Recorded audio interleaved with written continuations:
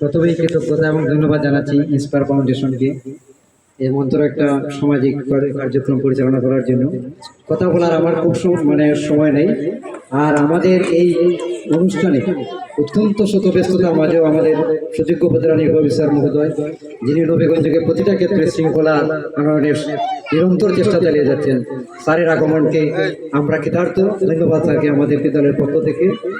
Sir তারা প্রতি বছর এই সংস্থাটা আমাদেরকে দিচ্ছে ইউনিয়নের। আমি একটি অনুষ্ঠানে গিয়েছিলাম, আমাদের এই ফাউন্ডেশনের প্রতি আমাদের আবেদন ছিল যে প্রতিটি বিদ্যালয়ে একটা আহ্বান ছিল, তারা যে এই আবেদনটি সাড়া দিয়ে প্রতিটি বিদ্যালয়ে এরকম বৃক্ষ এই চারা বিতরণ করছেন, এই জন্য তাদেরকে আবারও ধন্যবাদ। আর কথা বলবো না। আর স্যারের প্রতি আমার বিশেষ সবিনয় আবেদন, স্যার এবার প্রথমবার আসছেন আমার বিদ্যালয়ে। স্যার আপনি নিজের সচক্ষে স্যার অবজার্ভ করতেছেন বিদ্যালয়ের যেটা স্যার আপনার উপলব্ধিতে আসবে, স্যার আপনি এদিকে কিছু দৃষ্টি দিবেন। স্যার বিদ্যালয়ের মাঠটা খুব কিছু এবং এই বিদ্যালয়ের বাউন্ডারি নেই, এই দিকে রাস্তা পাশে এই দিকে স্যার আপনার একটু স্যার সুদৃষ্টি কামনা করছে সবিনয়। আবারও ধন্যবাদ উপস্থিত সকলকে। স্যার আমি আর কথা বাড়িয়ে ধন্যবাদ সবাই। ধন্যবাদ সুব্রত দাস।